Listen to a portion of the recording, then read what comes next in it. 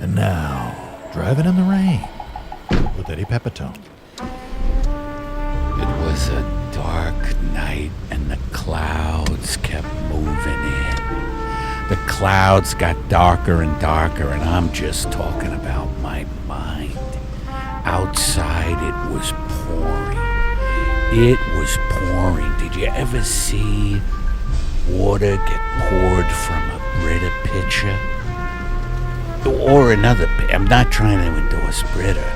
I'm just saying any pitcher that water's poured for, that's the kind of water's poured from.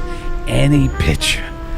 That a Brita pitcher would be better because the filter is good. This is Driving in the Rain. The rain was coming down. It was so goddamn. The rain came down like a hammer. The rain came down like a gavel at an auction. Bang! The rain came down. Bang! Sold! And what was sold was the goddamn inexorable rain. It hit my windshield the way I hit the side of a building when I had too many scotches after a contentious divorce. That's how hard the rain hit my car. It hit my car again and again, the way Joe Louis hit Max Schmeling in the rematch. That's how the rain hit my car again and again, and I started driving. I knew I had to pick up this fare. This fare looked like an interesting gal. From what I understood, this gal invented the corset. The corset is something that keeps your guts in. And I was interested in that because I had a bit of an overhang from my lifestyle of just driving in a cab and then pulling over to the side of the road and reading a little Melville and then driving in the cab again and pulling over the side of the road and having a chicken sandwich with too much mayonnaise instead of green juice. Anyway, I finally saw the dame who invented the corset, and I just drove by her because she seemed like a bitch, so I picked up another fare.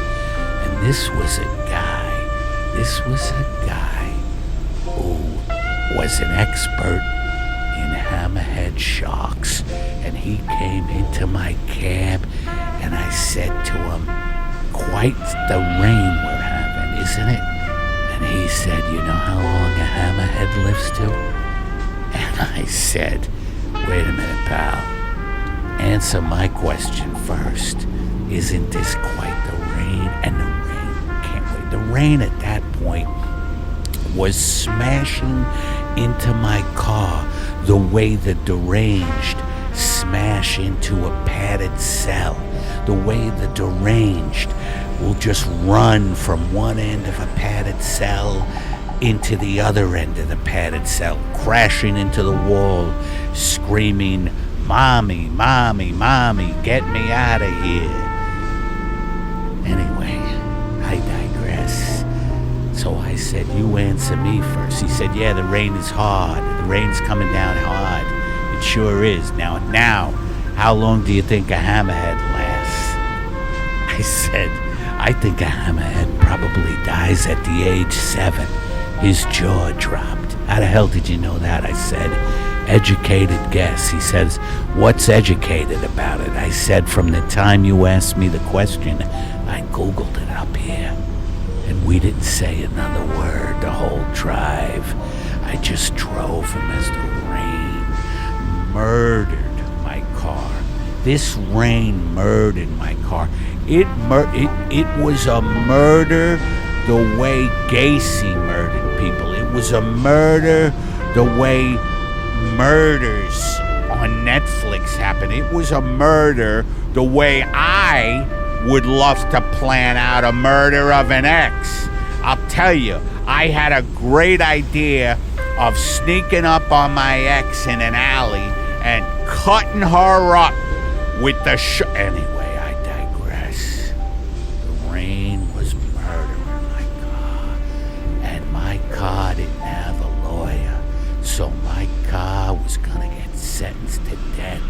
My car didn't have any protection from this rain, from this murderous rain. And I dropped off the hammerhead asshole. I said, 7 years, bitch. And he said, you had to Google it, you're an asshole. And we parted ways. He tipped me well, though, on the Uber app. Man, I love driving my Uber / Lyft / Instacart / DoorDash / Uber Eats / take it in the ass. That's a new app. And I kept driving, and there she was. She stood out on the corner, legs as long as the novel by Melville. Moby Dick. Really long and boring. She had the most boring... She had the most boring legs you ever wanted to see. They were long, though, very long, and they were a metaphor for capitalism. So I just passed her by, too, and I circled back and got the corset bitch. She said, I've been standing in the rain for an hour waiting for you. I said, why didn't you call another Uber / Lyft / DoorDash / Instacart / Bloodmobile slash bookmobile / whatever mobile. And she said, because I wanted you. I said, why do you want me? She said, you look like you could use a corset. I said, I'm drinking green juice and more water now. She said, that'll be like rearranging a deck chair on the Titanic. Look at you. I'm like, what the hell are you talking about? Rearranging a deck chair on a Titanic. I said, the Titanic is a sore spot for me. She said, how so? I said, I had a relative who was on the Titanic the day that big clunker went down. She said, I'm sorry. I said, I'm kidding. I didn't have a relative on the Titanic. She said, I don't know where reality is with you. And the rain came down even harder. The rain came down so hard, it was biblical. It was more than biblical. It was end of days. Well, I guess that's biblical. It was like the rapture. The rain came down like the frickin' rapture. And I turned to her and I said, this rain is rapturous. And she kissed me. She says, I love Bible talk. I said, really? I said, hey, do not unto that. And she kissed me again because before I could even finish, the Bible turned her on. I kept quoting Psalms. I did the Sermon on the Mount. I did Daniel. I did Book of Michael. I did all the books. I did Book of Michael. I did Irishman by the guy who knew Frank Sheeran. I did a lot of books from the Bible. And the rain came down. We continued to make out. I had one hand on the wheel.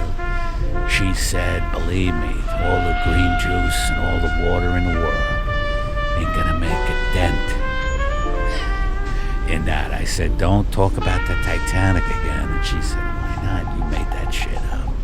And I said, right, thanks for remembering me. Sometimes I believe the fictions I create. And the rain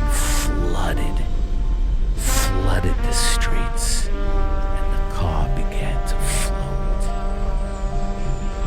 Thanks for joining us on another Driving in the Rain with Eddie Pepitone.